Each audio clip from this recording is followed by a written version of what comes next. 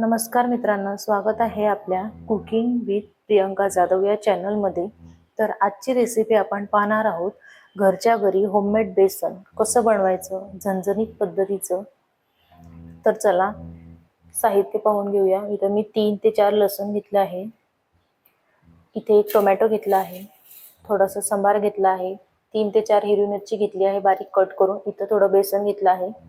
बेसनची quantity ह्या आपण आपल्या अंदाजानुसार घेऊ शकतो, कारण कमी करायचं असेल तर कमी घेऊ शकता, जास्त जर करायचं असेल तर जास्त घेऊ शकता। तर चला मग रेसिपीला सुरुवात करूया। सर्वात अगोदर गॅस चालू करून घ्यायचा आहे आणि त्यामध्ये तेल घालायचं आहे। तेल हे तुम्ही तुमच्या अंदाजानुसार घालू शकता। मी इथे 2 कढची घेतलेले आहे, कारण तेलाचं प्रमाण कसं कुणाला जास्त आवडतं तर कुणाला कमी आवडतं, त्यानुसार तुम्ही घेऊ शकता। तेल गरम झालं की यामध्ये मोहरी घालून घ्यायची आहे आणि थोडंसं जिरे घालायचं आहे।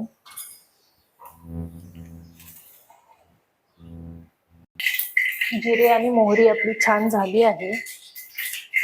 आता त्यामध्ये लसूण घालून घ्यायचं आहे। लसूण हा बारीक करून घ्यायचा आहे, पाहू शकता।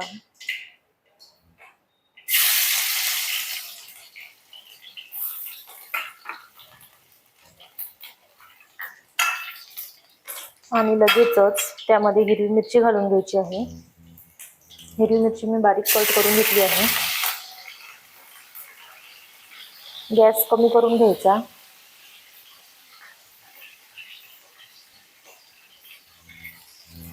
आणि त्यामध्ये टोमॅटो सुद्धा घालायचा आहे। याला छान असं हलवून घ्यायचं। तर चला आपलं लसूण आणि टोमॅटो होईपर्यंत आपण बेसन भिजवून घेऊया।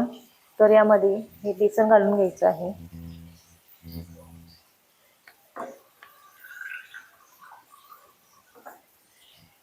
आणि हे पाण्याचं प्रमाण आपण आपल्या अंदाजानुसार करू शकतो, कारण कुणाला जास्त पातळ आवडते तर कुणाला घट्ट बेसन आवडतं। तर यामध्ये ना आपल्याला हे रवीने बारीक करून घ्यायचं आहे, पाहू शकता। अशा प्रकारे आपल्याला बारीक करून घ्यायचं आहे, म्हणजे त्यांनी काय होतं की गुठळी राहत नाही बेसन मध्ये। हाताने केलं तरी चालेल, पाहू शकता एकही गुठळी राहिलेली नाही आहे।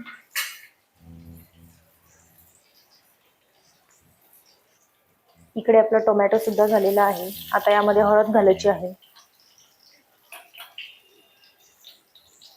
मी अर्धा चमचा हळद घेतली आहे। याला हलवून घ्यायचं आणि त्यामध्ये आपण जे बेसन भिजवून घेतलं होतं ते घालायचं आहे।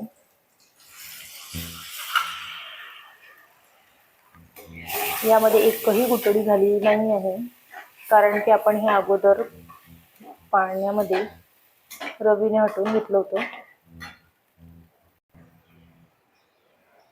यामध्ये मी थोडं अजून पाणी घातलेलं आहे, मला जेवढं पाहिजे होतं तेवढं। तुम्ही सुद्धा तुमच्या अंदाजाने पाणी टाकू शकता। आपल्याला थोडं पातळ हवंय किंवा थोडं अजून घट्ट पाहिजे आहे, त्यानुसार तुम्ही पाणी टाकू शकता।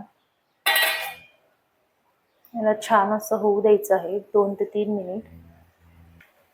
मला जे बेसन पाहिजे होतं ते मला थोडं पातळच पाहिजे होतं, त्यामुळे मी गॅस बंद करून घेतली आहे आणि बेसन हे पूर्णपणे झालेलं आहे। आता यामध्ये आपण जो सांबार घेतला होता तो घालून घ्यायचा आहे।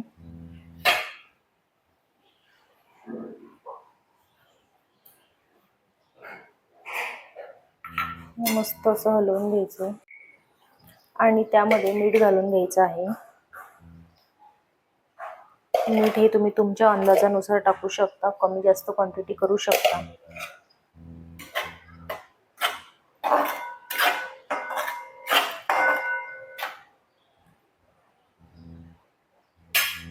पद्धत आहे। अशाच प्रकारचे तुम्हाला जर व्हिडिओ आवडत असतील तर आपल्या चॅनलला लाईक, शेअर आणि सबस्क्राईब करायला विसरू नका। धन्यवाद।